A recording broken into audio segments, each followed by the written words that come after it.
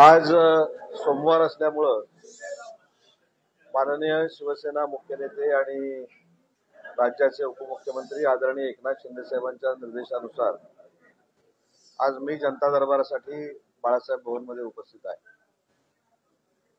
बाळासाहेब भवन मधल्या जनता दरबाराची गर्दी बघितल्यानंतर आपल्या लक्षात आलं असेल की हा जो शिंदे साहेबांच्या नेतृत्वाखाली आम्ही सगळ्या मंत्र्यांनी सुरू केलेला जो उपक्रम आहे त्याला अभूतपूर्व असा प्रतिसाद आम्हाला या बाळासाहेब भवनमध्ये मिळतोय. आणि ज्यांना मंत्रालयामध्ये यायला मिळत नाही, ज्या सहकार्यांना आमच्या पदाधिकाऱ्यांना आम्हाला भेटायचं आहे, ते भेटण्याचं एक फार मोठं दालन शिंदे साहेबांच्या नेतृत्वाखाली बाळासाहेब भवनला उघडलेलं आहे आणि त्याच्यामध्ये फार मोठा प्रतिसाद आहे. अनेक प्रश्न आहेत, उद्योग विभागाचे प्रश्न आहेत, परिवहन विभागाचे प्रश्न आहेत. प्रताप सरनाईक साहेब देखील होते.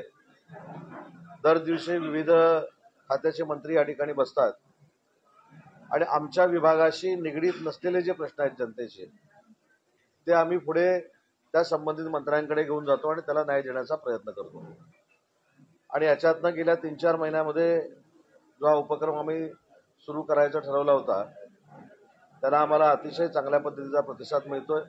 आणि आम्हाला प्रतिसाद मिळतो याच्यापेक्षा आम्ही जे आम्हाला मंत्रालयामध्ये भेटू शकत नाहीत ते बाळासाहेब भवनमध्ये आम्हाला भेटतात आणि त्यांची कामं मार्ग लावण्याचा प्रामाणिकपणाचा प्रयत्न आम्ही सगळे मिळून करतोय. सगळ्यात महत्वाचा आजचा जो विषय आहे दुसरा आपल्याला जो अपेक्षित आहे ते म्हणजे 4/2/2025 मी जे अंतर्गत पत्र प्रधान सचिव उद्योग विभागाला दिलं ते मला असं वाटतं की भरपूर उशिरा तुमच्यापर्यंत पोहोचलं. तर 5 तारखेलाच पोहोचायला पाहिजे. आमच्या डिपार्टमेंट मधली देखील यंत्रणा किती फास्ट आहे आपल्या लक्षात आलं असेल. पण हे देखील लक्षात आलं असेल की 4 तारखेचं पत्र, आज तारीख किती, 10, 6 दिवसानं मिळतंय. त्याच्यामध्ये आमच्या कामामध्ये देखील यश आहे हे आपण सगळ्यांनी मानलं पाहिजे. आणि 4 तारखेला जे पत्र दिलं होतं त्याच्यामध्ये कुठेही नाराज आहे म्हणून पत्र दिलेलं नव्हतं. शेवटी मंत्रिपदाचा कार्यभाग सांभाळत असताना मंत्री म्हणून माझ्या अपेक्षा प्रधान सचिवांकडनं काय आहे हे सांगणं म्हणजे नाराजी होत नाही. मी ते पत्र पाहिजे तर तुम्हाला परत वाचून दाखवतो. ह्याच्यामध्ये कुठेही नाराजी माझी आहे का तर पत्रातनं कसं काय माझा चेहरा दिसतो हे पण कळत नाही मी नाराज आहे म्हणून. ठीक आहे, तो तुमचा अधिकार आहे. पण या पत्रामध्ये कुठेही नाराजीचा सूर पण नाही आणि त्याच्यामध्ये नाराजी असण्याचं काही कारण नाही. या पत्रामध्ये काय लिहिलेलं आहे तर प्रशासनानं धोरणात्मक निर्णय हे त्यांच्या वैयक्तिक पातळीवर घ्यावे किंवा न घ्यावे हा त्यांचा प्रश्न आहे. पण त्याची कल्पना मला द्यावी जेणेकरून अशा पत्रकार परिषदा ज्यावेळी होत असतात त्यावेळी महाराष्ट्र शासनाच्या वतीनं उद्योग विभागाच्या वतीनं महाराष्ट्रातल्या उद्योजकांसाठी, MSME साठी, स्मॉल स्केलसाठी माझ्याकडे शिंदे साहेबांच्या आशीर्वादानं अजून एक विभाग आहे मराठी भाषा, त्या मराठी उद्योजकांसाठी आम्ही काय केलंय हे बाळासाहेब भवनमधनं मी तुम्हाला सांगू शकतो. त्याच्यामध्ये काय वावगं आहे असं मला वाटत नाही. दुसरं मी असं सांगितलं की सत्तेचं केंद्रीकरण करण्यापेक्षा सत्तेचं विकेंद्रीकरण करणं हे जसं राजकारणात महत्वाचं आहे तसं अधिकारांचं देखील विकेंद्रीकरण करणं ही काळाची गरज बनलेली आहे.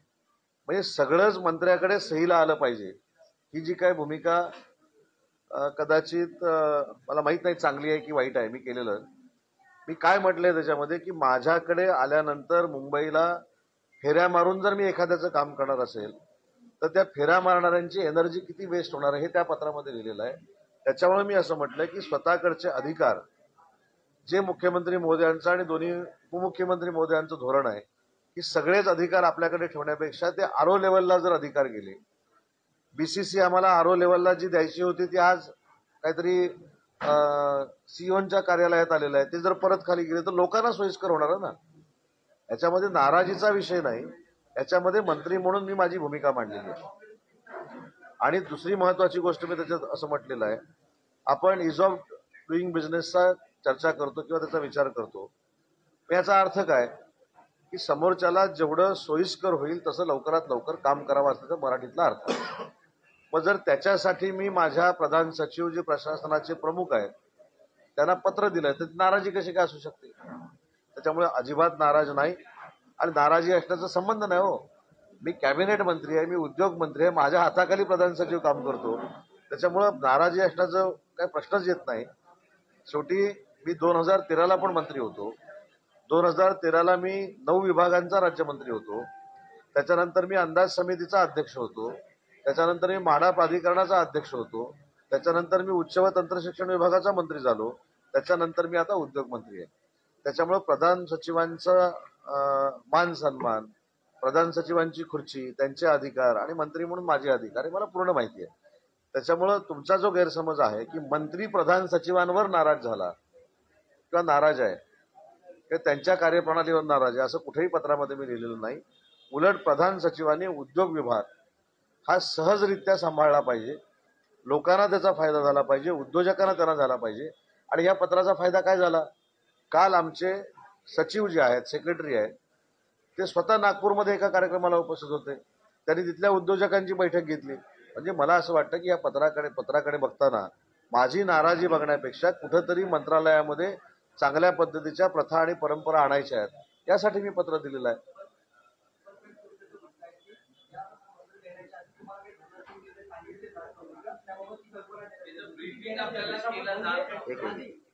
एक मिनिट, मी परत तुम्हाला हे पत्र एकदा वाचून दाखवतो. मी लावलेला अर्थ माझ्या दृष्टीने महत्वाचा आहे. लोक काय लावतात अर्थ, त्याच्याशी वैयक्तिक माझं काय म्हणणं असण्याचं काही कारण नाही. प्रत्येकाला लोकशाहीतला तो अधिकार आहे. मी याच्यामध्ये काय म्हटलंय की धोरणात्मक निर्णय घेण्याच्या अगोदर मला ब्रीफिंग करणं हे आवश्यकच आहे ना. त्याच्यामध्ये मोठंसं काय? मी मंत्री आहे आणि त्याचं कारण मी तुम्हाला सांगितलं की आमचे सचिव पत्रकार परिषद घेऊ शकतात का? घेऊ शकतात. सीओ पत्रकार परिषद घेऊ शकतात का? ती मंत्री म्हणून मीच घेऊ शकतो ना. मग मी पत्रकार परिषद घेत असताना माझ्या डिपार्टमेंटनं धोरणात्मक जनतेच्या हिताचे घेतलेले प्रश्न हे मला मांडता आले पाहिजेत म्हणून मला ब्रीफिंग करायचे. मध्ये चूक काय? नाराजी काय? दुसरी महत्वाची गोष्ट अशी आहे, दुसऱ्या पॅराग्राफमध्ये आपण पूर्ण पत्र वाचलंय काय? मी वाचून दाखवू का बरं? मराठी भाषा अशी आहे, कारण त्याचा विभाग माझ्याकडे आहे. मराठी भाषेचे अर्थ मी जो लावलाय तो मला माहिती आहे, तुम्ही काय लावलाय मला माहित नाही. आणि मराठी भाषेचा विभाग आल्यानंतर जास्त मला हे कळायला लागले की एका शब्दाचे अनेक अर्थ मराठीमध्ये आहेत. त्याच्यामुळं मुद्दा असा आहे की गेल्या काही कालावधीमध्ये महाराष्ट्र औद्योगिक विकास महामंडळ तसेच उद्योग विभागाशी संबंधित काही महत्वाचे धोरणात्मक निर्णय प्रशासकीय स्तरावर घेतले माझ्या निदर्शनास आले आहे. बरोबर आहे. ते निर्णय त्याचं ब्रीफिंग जर मला झालं असतं तर मी तुमच्या मार्फत जनतेला सांगितले असते. त्याच्यामध्ये मी असं म्हटलंय की धोरणात्मक निर्णय होत असताना त्याचं ब्रीफिंग सचिवांनी आणि सीओनी मला करावं, हा माझा अधिकार आहे. मी कोणाच्याही अधिकारावर गदा आणत नाही, कोणावरही दबाव आणत नाही. माझा अधिकार कॅबिनेट मंत्री म्हणून जो मला माहिती आहे त्यांनी मला ते सांगावं. याचा परिणाम काय झाला? अजून एक सांगतो, आनंदाची बातमी तुम्हाला. याचा परिणाम काय झाला की गेली कित्येक वर्ष पुण्याचं पुरंदरचं जे विमानतळ आहे ते होणार की नाही, त्याचं लँड ॲक्विजिशन होणार की नाही, त्याचं अजून काय होणार की नाही. पण ही जेव्हा प्रोसिजर सुरू झाली त्या तातडीनं पुढच्या हायपॉवर कमिटीमध्ये पुण्याचं पुरंदरचं विमानतळ करण्याचा निर्णय आणि पास थ्रू पद्धतीनं त्याची लँड ॲक्वायर करण्याचा निर्णय HPC मध्ये झाला. आपण सकारात्मक बघूया. तसं सिनार्मस नावाची जी कंपनी आहे त्या शेतकऱ्यांची जी मागणी होती की आम्हाला तिथला एकरी भाव किंवा हेक्टरी भाव वाढून द्यावा, आणि नजर चुकीनं किंवा अनावधानानं मला ब्रीफिंग न केल्यामुळे तो जो 82 लाख रुपये रेट आलेला होता तो माझ्या आणि तत्कालीन मुख्यमंत्र्यांच्या बैठकीमध्ये 94 लाख रुपये ठरलेला होता. जेव्हा मला ते ब्रीफिंग झालं त्यावेळी ते करेक्शन झालं. म्हणजे पत्राचा फायदा आहे ना. या पत्राचा फायदा शेतकऱ्यांना झाला. जे नजर चुकीनं 82 लाख रुपये झाले होते ते 94 लाख रुपये करण्यामध्ये आम्ही यशस्वी झालो. आणि जो सिनार्मस जे पत्रकार परिषद घेतात त्यांच्या काळामध्ये आला होता त्याच्यावर काही कारवाई झाली नव्हती, त्या 20,000 कोटीची इन्व्हेस्टमेंट आम्ही महाराष्ट्रामध्येच ठेवली. हा पत्राचा परिणाम आहे. दुसऱ्या पॅराग्राफमध्ये काय लिहिलंय मी की जनतेला आपल्याकडे येऊन हेलपाटे घालायला लावू नये. आता हे चूक आहे की बरोबर आहे? माझ्या दृष्टीने बरोबर आहे. अरे जरा खुर्च्यांचा आवाज नका करू. एखादं काम जर मुंबईला येण्यापेक्षा माझ्या रत्नागिरीतच झालं, कोल्हापुरातच झालं, पुण्यातच झालं, गडचिरोलीमध्ये झालं, तर फायदा कोणाला आहे? ह्याच्यामध्ये दुसऱ्या पॅरेग्राफमध्ये स्पष्ट असं म्हटलेलं आहे, गेल्या काही काळामध्ये अनेक निर्णय हे केंद्रित करण्यात आलेले आहेत. जे मला जाणवलं ते खाली देऊन टाका. जी माननीय मुख्यमंत्री देवेंद्रजींची इच्छा आहे, जी माननीय मुख्यमंत्री एकनाथ शिंदे साहेब असताना तशीच प्रोसिजर होती, ती कदाचित नवीन अधिकारी असल्यामुळे बदलले असतील, तर त्यांना मी दिलेलं पत्र आहे. त्याच्यामुळं अजिबात मी नाराज नाही.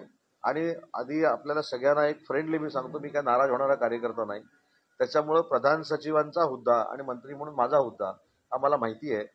माझ्या परीनं प्रधान सचिवांना जो काय आदर दिला पाहिजे तो ऍज अ प्रोटोकॉल मी देतो, मुख्य सचिवांना देतो. एवढंच नाही, काल मी नागपूरला होतो.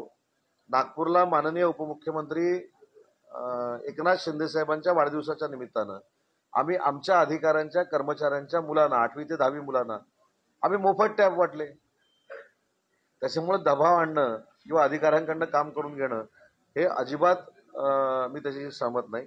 आणि त्याच्यामध्ये दुसरं काय लिहिलंय मी शेवटच्या पॅरेग्राफमध्ये काय लिहिलंय की ज्या पायाभूत सुविधा आपण इंडस्ट्रीला देतोय त्याच्या निविदा झालेल्या आहेत, त्याच्यामध्ये कपात का झाली हे मला मंत्री म्हणून सांगावं. याच्यामध्ये नाराजी काय? या पत्रामध्ये हे जे पत्र आहे हे मी स्वतः घेऊन बसलोय ना, ह्याच्यामध्ये अजिबात काही नाराजी बिराजी नाही. आता ह्याच्यामध्ये थोडंफार मंत्रालयाच्या कामकाजामध्ये मंत्री जर नाराज झाला तर पत्र लिहायची आवश्यकता नसते. ऍज अ उद्योग मंत्री म्हणून मी कॅबिनेट मंत्री आहे, मला पेन दिलेला आहे हिरवा माननीय एकनाथ शिंदे साहेबांनी, देवेंद्रजींनी. त्याच्यामुळे मी एखाद्यावर जर नाराज झालो, सगळं बरोबर आहे ना, तर तेवढा अधिकार मला माहिती आहे. त्याच्यामुळं माझं फक्त म्हणणं असं आहे की एखाद्या पत्राचा विपर्यास करून तुमच्यापर्यंत पोहोचवणं, आणि सगळ्यात म्हणजे मला आनंदाची बाब अशी आहे की 4 तारखेला दिलेलं पत्र तुमच्याकडे 10 तारखेला पोहोचलं, हे आधी आमच्या दृष्टीनं अतिशय महत्वाचं आहे. त्याच्यामुळं कारभारामध्ये सुधारणा झालेली आहे. तर 4 तारखेला सकाळी मी हे पत्र दिलं ना, खरं तर 4 तारखेला संध्याकाळीच तुम्हाला मिळायला पाहिजे होतं, आणि ती तयारी करूनच मी बसलो होतो. 5 तारखेला मला प्रेस कॉन्फरन्स घ्यायची आहे, पण 6 दिवस पुढे गेली. त्याच्यामुळे ज्याने कोणी दिले त्याला आभार मानले पाहिजे.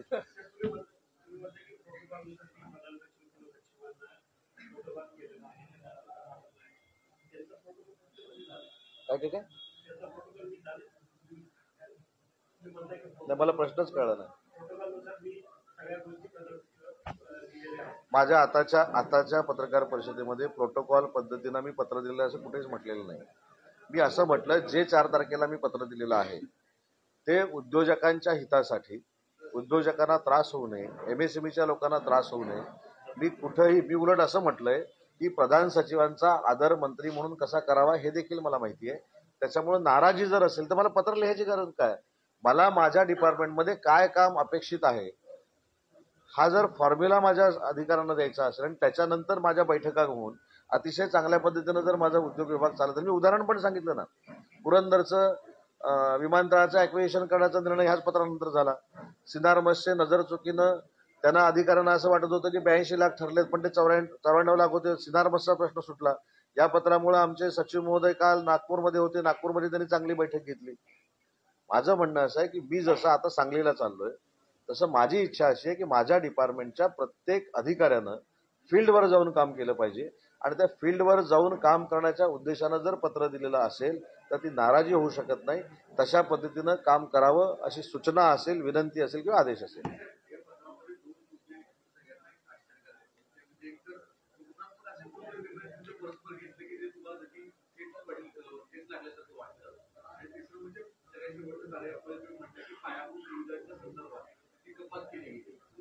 सांगतो ना सांगतो ना आता बघा सागरजी, तुम्ही जो प्रश्न विचारला, पहिली गोष्ट, एमआयडीसीला आमच्या अर्थसंकल्पाची आवश्यकता नाही. आम्हाला शासकीय निधीची एमआयडीसीला आवश्यकता नाही. आम्ही स्वायत्त चालवतो. त्याच्यामुळे आमच्या बोर्डाला अधिकार आहेत की कुठचे पैसे खर्च करायचे आणि कुठचे पैसे खर्च करायचे नाहीत. हा मुद्दा तुम्ही परफेक्ट मांडला. शासनाच्या पैशाचं युटिलायझेशन करून ते जर अतिरिक्त पैसे आम्ही दिले असतील तर ती कपात होते. एमआयडीसी ही स्वायत्त संस्था आहे.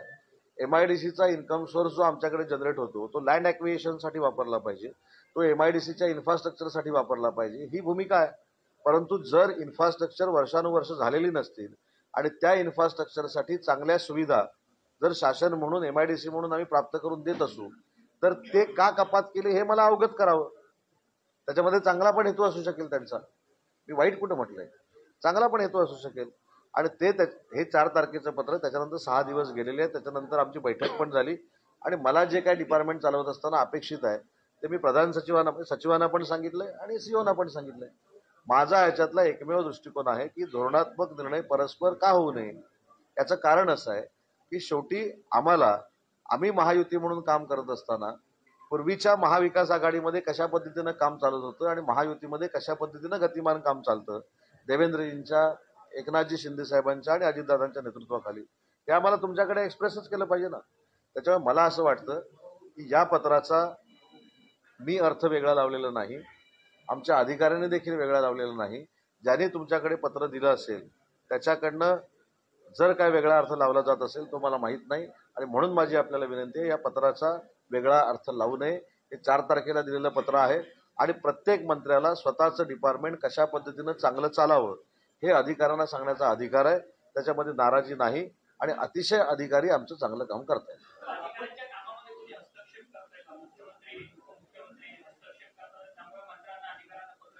जर मुख्यमंत्री नाही एक मुद्दा असा आहे, तुम्ही ज्या पद्धतीनं प्रश्न विचाराल ती तुमची भूमिका राहील.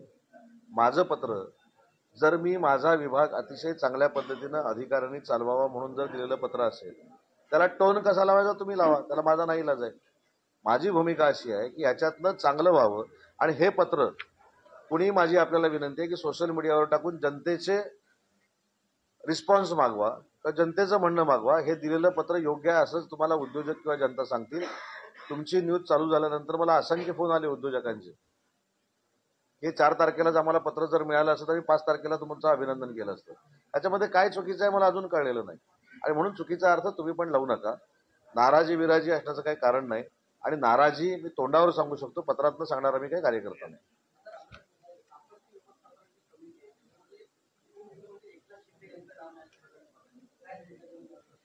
ज्या विषयामध्ये मला माहिती नाही त्या विषयावर मी सहसा बोलत नाही, त्याची माहिती घेतो, त्यातलं प्लस मायनस काय ते विचारून घेतो आणि मग त्याच्यावर बोलतो.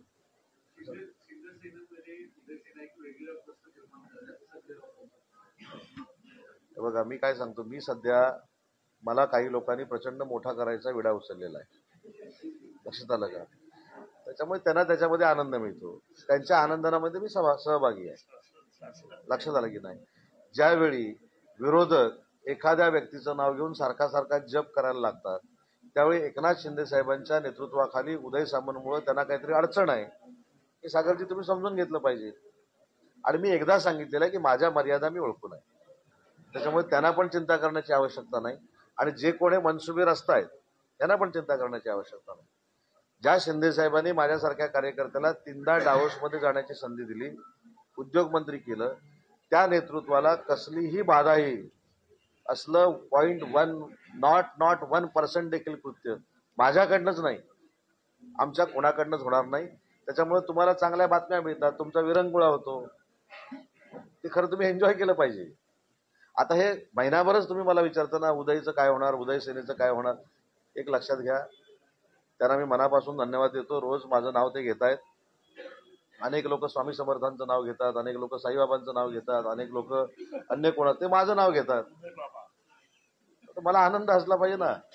पण एक निश्चित आहे, आता परत हा मला प्रश्न विचारायची आवश्यकता नाही, त्यांनी रोज जरी माझा जप केला तरी मी एकनाथ शिंदेचाच जप करतो, त्याच्यामुळे तुम्हाला चिंता करण्याची काही आवश्यकता नाही.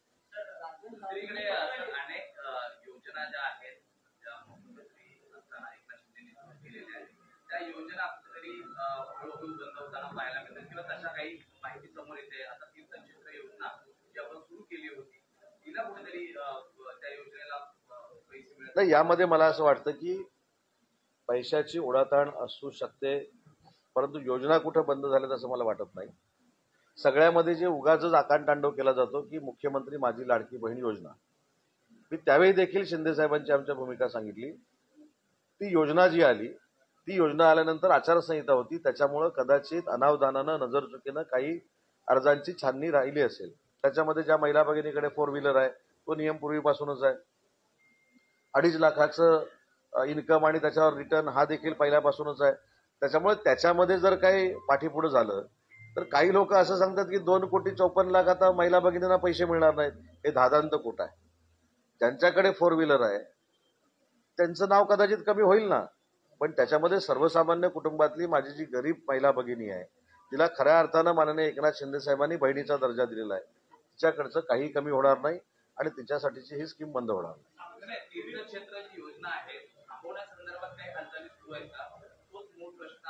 तीर्थक्षेत्राच्या बाबतीमधली कालची मी तुम्हाला डेव्हलपमेंट सांगतो. माझ्या जिल्हाधिकाऱ्यांनी रत्नागिरी जिल्ह्यातली तीर्थयात्रा कुठं काढावी ही ज्यावेळी माझ्याकडे फाईल पाठवली त्याच्यावर मी अयोध्या म्हणून लिहून सही करून पाठवलेलं आहे. त्याच्यामुळे कालची ही गोष्ट आहे. त्याच्यामुळे आज काय घडलंय 8 तासामध्ये मला माहित नाही.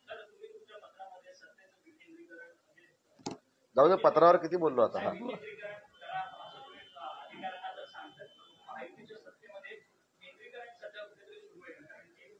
मला हे बघा, सत्य महायुतीच्या सरकारमधलं जे काही तुम्हाला विचारायचं आहे ते त्या स्तरावरच्या नेत्यांना विचारा. मी माझ्या विभागामार्फत जे पत्र लिहिलेलं आहे त्याचा 100% खुलासा केलेला आहे. आणि पुन्हा एकदा सगळ्या पत्रकारांना सांगतो की रोज सकाळी पत्रकार परिषद होऊन माझ्याबद्दल जी प्रचंड सहानुभूती दाखवली जाते त्याच्याबद्दलचे प्रश्न आता बंद करा. त्या प्रश्नांना मी किंमत देत नाही. अशा गोष्टींकडे माझं लक्ष नाही. माझ्या मर्यादा मला माहिती आहेत. एकनाथ शिंदे साहेबांच्या नेतृत्वाखालीच महाराष्ट्रातली शिवसेना आम्हाला अभेद्य करायची आहे. त्याच्यामुळं माझ्या नावाचा प्रचार करून माझ्या नावाचा जप करून त्यांना जर असं वाटत असेल की माझ्यामध्ये आणि एकनाथ शिंदे साहेबांमध्ये वितुष्ट निर्माण होईल तर हा बालिश राजकीय खेळ आहे.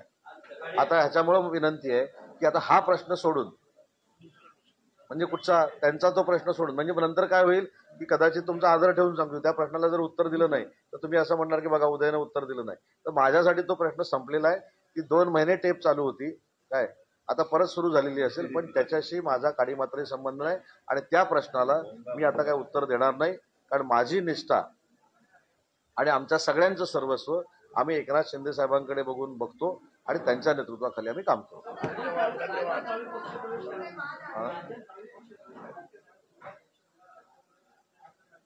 राजन साळवींच्या पक्षप्रवेशाच्या संदर्भामध्ये अनेक चर्चा सुरू आहेत. या संदर्भामध्ये 3 दिवसापूर्वी माझा आणि माननीय शिंदे साहेबांचा थोडं सुतवाद झालेला आहे. परंतु भविष्यामध्ये कशा पद्धतीनं त्यांच्या काय अपेक्षा आहेत कशा पद्धतीने ते पक्षामध्ये काम करणार आहे या सगळ्या संदर्भामध्ये एकनाथ शिंदे साहेब माझ्याशी आणि विशेषतः त्या मतदारसंघातनं माझे मोठे बंधू तिथं निवडून आलेले आहेत. राजन साळवींचा इथं पराभव झालेला आहे. तरी देखील शिंदे साहेबांशी चर्चा करून जे काही शिंदे साहेब निर्णय घेतील त्या निर्णयाबरोबर आम्ही राहू. परंतु तो पक्षप्रवेश कधी आहे काय याच्याबद्दल मला काही कल्पना नाही.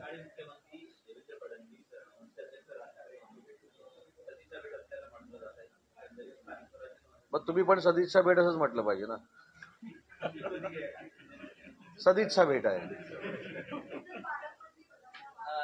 त्याला जोडून एक प्रश्न आहे की त्याच भेटीवरती संजय राऊत म्हटलेले आहेत की दादरच्या शिवाजी पार्क मध्ये शिवसेनेचं नावाचं कॅफे आहे तिकडे सगळ्यांना चहा प्यायला आवडतो. तसं पाहता पॉलिटिकली सूचक वक्तव्य संजय राऊत यांनी केलेलं आहे. त्याकडे अनेक जण भेटायला जातात. मला एक विनंती आहे हात जोडून ह्याच्यात सूचक वक्तव्य काय आहे. एकीकडे राज ठाकरे टीका देखील करतात. असू दे ना. हे बघा तुम्हाला गेली कित्येक वर्षाचा हा इतिहास माहिती आहे. वंदनीय बाळासाहेब ठाकरे साहेब आणि शरद पवार साहेब यांची कशी दोस्ती होती.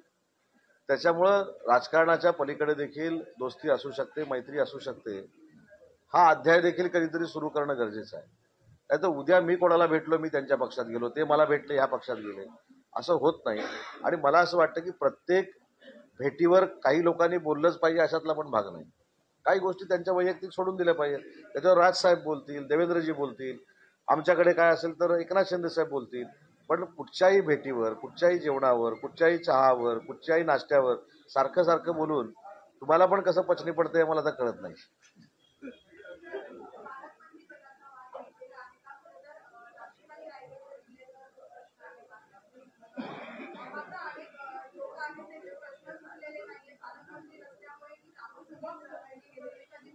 याबाबत मला असं वाटतं की तिन्ही नेते आमचे बसून येत्या 2-3 दिवसामध्ये हा प्रश्न सोडवतील.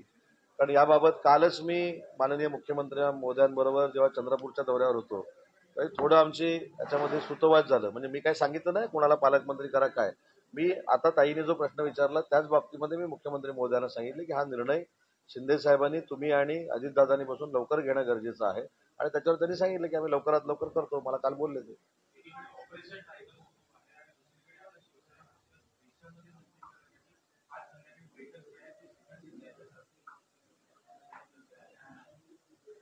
देशामध्ये जर शिवसेनेचा विस्तार होत असेल तर ती आनंददायी बाब आहे आणि त्याच्यासाठी आम्ही सगळेच मेहनत करू. आम्ही देखील मंत्री म्हणून काही राज्यांमध्ये गेलं पाहिजे, तिथे शिंदे साहेबांचा म्हणजे वंदनीय बाळासाहेबांचा विचार पोचवला पाहिजे. ठाण्याला परवा मी एका कार्यक्रमामध्ये होतो, म्हणजे तुम्ही तो कदाचित बघितला असेल. आशा भोसलेंचा मुलाखतीचा कार्यक्रम होता आणि त्यांचं वय 93 आहे आणि त्यांना ज्यावेळी काही प्रश्न विचारले गेले तरी त्यांनी एकनाथ शिंदे साहेबांबद्दल जी सकारात्मक भूमिका मांडली, मला असं वाटतं ही महाराष्ट्राच्या प्रत्येक घरातली भूमिका आहे.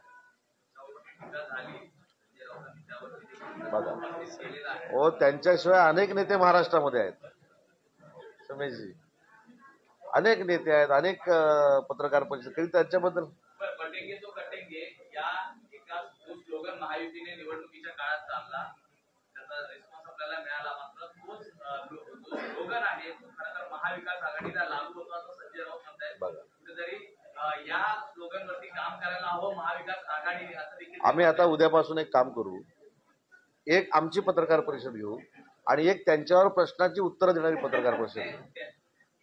हा जो प्रश्न आहे महाविकास आघाडीला खरं तर बटेंगे आणि कटेंगेचा मला असं वाटतं, मला याच्यामध्ये असं वाटतं की ह्याचा विचार कधी केला पाहिजे. महाराष्ट्रामध्ये दखल घेण्यासारखे आमदार निवडून आले असतील, दिल्लीमध्ये दखल घेण्यासारखे काँग्रेसचे, दिल्लीमध्ये भोपळा पण नाही फोडता आला. त्याच्यामुळे अशा महाविकास आघाडीच्या नेत्यांनी वक्तव्य केल्यानंतर ज्यांना मॅन्डेट एवढं मोठं मिळालंय तिथल्या मंत्र्यांनी त्यांच्यावर बोलणं म्हणजे संपलेल्या पक्षांना मोठं केल्यासारखं आहे. माझी म्हणून विनंती तुम्हाला अशी आहे की हे रोजच होत राहणार आहे. रोजच जर आम्ही ह्याची, मला सांगा ना पुरंदरचा एअरपोर्ट कसा होणार आहे मला विचारा, त्याच्यामध्ये मी तुम्हाला सांगतो. त्यानंतर काल चंद्रपूरला आम्ही जाऊन आलो, तिथं आम्ही काय धाडसी निर्णय घेतला उद्योग विभागानं तो मला विचारा, त्याचं उत्तर मी तुम्हाला देतो. कारण शेवटी महाराष्ट्राच्या जनतेला विधायक कामं पाहिजेत, विकासाची कामं पाहिजेत, याच्यावर शिक्कामोर्तब विधानसभेमध्ये झालेलं असल्यामुळं या सगळ्या गोष्टी स्वतःचे पक्ष जिवंत ठेवण्यासाठी चालू आहे. हो, हा थांबा, हे झालं की तुमच्याकडे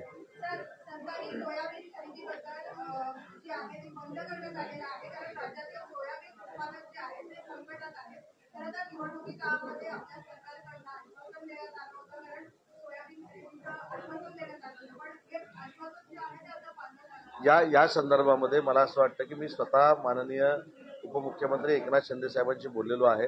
एकनाथ शिंदे साहेब आजच या बाबतीमध्ये मुख्यमंत्री महोदयांशी बोलतील. जर केंद्रामध्ये बोलावं लागणार असेल तर केंद्रामध्ये बोलतील, परंतु शेतकऱ्यांवर अन्याय होणार नाही आणि शेतकऱ्यांचं नुकसान होणार नाही अशी भूमिका शासनाची राहील.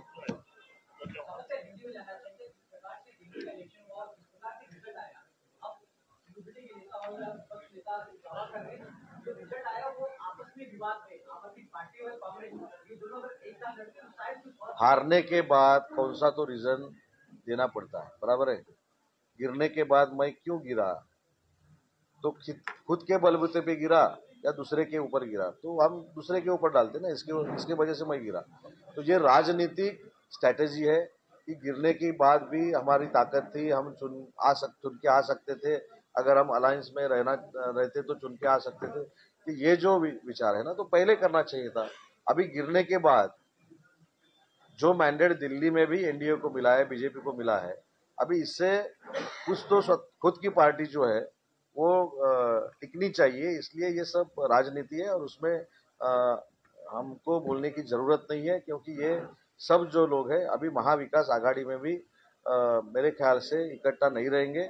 वो भी हर एक निवडणूक अभी चुनाव वो सेपरेट लड़ेंगे, ऐसा कुछ चल रहा है.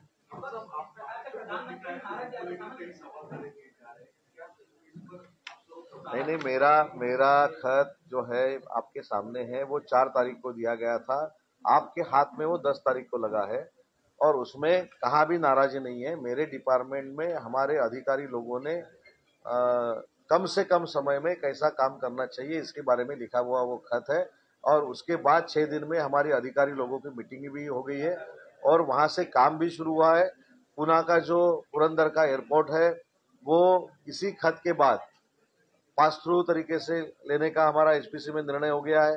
जो सिनारमस नाम की कंपनी है उसका जो लैंड रेट था जो कम हुआ था, इसलिए मैंने बोला कि अगर मुझको ब्रीफिंग किया होता पहले ही तो 94 लाख का जो उसका वैल्यूएशन था वो 84 पे नहीं आता, 82 पे नहीं आया था, इसलिए वो मैंने खत दिया है। इसमें नाराजी नहीं है, और अगर नाराजी रहती तो मैं खत क्यों देता ना, मैं सीएम साहब को जाके मिलता।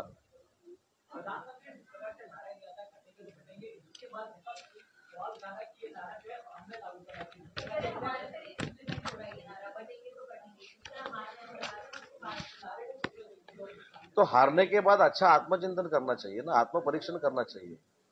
हारने के बाद हर एक बार अगर सामने वाला गलत है ऐसा आप बोलने लगे तो कैसा चलेगा। अगर मैं गिर गया तो उसका आत्मचिंतन मैंने करना चाहिए ना, दूसरों को क्यों दोष देते हो आप। सामाजिक शो आता है इंडिया गॉट लैंडेड जिसकी शूटिंग मुंबई में होती है, वहां पर शो के दौरान बहुत अश्लील टिप्पणी की गई है जिसको लेकर विवाद खड़ा हो रहा है। इस पर आपकी क्या राय है? नहीं, अगर अश्लील टिप्पणी किसने की है तो उसके ऊपर कार्रवाई तो होनी चाहिए, लेकिन वहाँ क्या इंसिडेंट हुआ है ये मुझको पता नहीं, लेकिन अगर अश्लील किसने टिप्पणी की है तो उसके ऊपर कार्रवाई होनी चाहिए। धन्यवाद। यस।